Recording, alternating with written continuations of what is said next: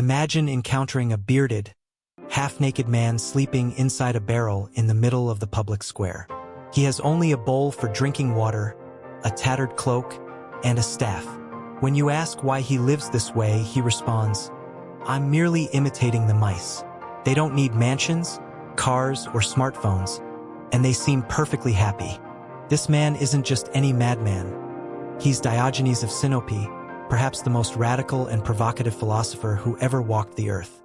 Born around 412 BCE in the city of Sinope on the Black Sea coast, Diogenes had a conventional start in life. The son of a banker, he was destined for a life of comfort and respectability. But everything changed when he and his father were accused of debasing the local currency, a serious crime. Exiled and disgraced, Diogenes arrived in Athens, where he encountered the teachings of Antisthenes, a disciple of Socrates. It was there that a revolutionary idea took shape in his mind. What if the true currency that needed debasing wasn't money, but society's values? Diogenes took this idea to the extreme. Rejecting all social conventions, he chose to live with absolute simplicity, initially in a large ceramic jar abandoned in the Athenian marketplace. He called himself the dog, Kion in Greek, hence the term cynic, embracing the comparison with animals that live according to nature, without shame, pretense, or attachment to possessions. When someone pointed to his animal-like lifestyle, he responded, "It's not the animals that are simple. It's you who are too complicated." The stories about Diogenes are legendary. Once, Alexander the Great, the most powerful man in the known world, visited him while he was sunbathing. Impressed by his reputation, Alexander asked if there was anything he could do for him. Diogenes simply replied, "Yes, stand out of my sunlight." When those present were horrified by his lack of respect, Alexander remarked, "If I were not Alexander, I would wish to be Diogenes." On another occasion, he was seen walking through the streets of Athens in broad daylight with a lit lantern. When questioned about what he was doing, he answered, "I am looking for an honest human being." It wasn't just a provocation. It was a scathing critique of the hypocrisy and artificiality he saw around him. For Diogenes, happiness didn't come from accumulating wealth, status, or even theoretical knowledge. It came from self-sufficiency, autarkia, freedom from artificial needs, and living according to nature. He believed that most people lived in a self-imposed prison of unnecessary desires, absurd social conventions, and concerns about others' opinions. And now, 2,400 years later, look around you. Aren't we all trapped in modern barrels of our own making? We work jobs we hate to buy things we don't need, to impress people we don't even like. We spend decades paying mortgages on houses that are too big, filled with objects we rarely use. We obsessively worry about status, likes, and followers. Diogenes would look at our consumer society and laugh until he cried. Think about your own daily life.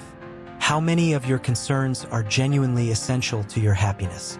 That promotion for which you sacrifice your mental health, do you really need it? The new car that will drain your savings? Will it bring lasting joy or just a brief moment of satisfaction followed by more anxiety? The hours you spend on social media comparing your real life to others' carefully curated lives. Is that bringing you closer to or further from authentic happiness? Diogenes would challenge us to make an honest inventory of our needs versus our wants. He's not suggesting we all should live in barrels. His approach was deliberately extreme to provoke reflection. What he proposes is a radical reassessment of what we truly need to be happy. Try this diegenic exercise. For one day, observe each object you use, each concern that occupies your mind, each desire that arises.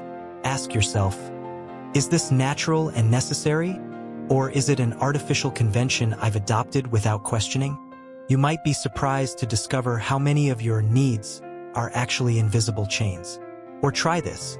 The next time you're about to make a non-essential purchase, ask yourself, am I buying this because I truly need it, or because I've been conditioned to want it? Diogenes would argue that each unnecessary possession is not just a financial drain but a weight that limits your freedom.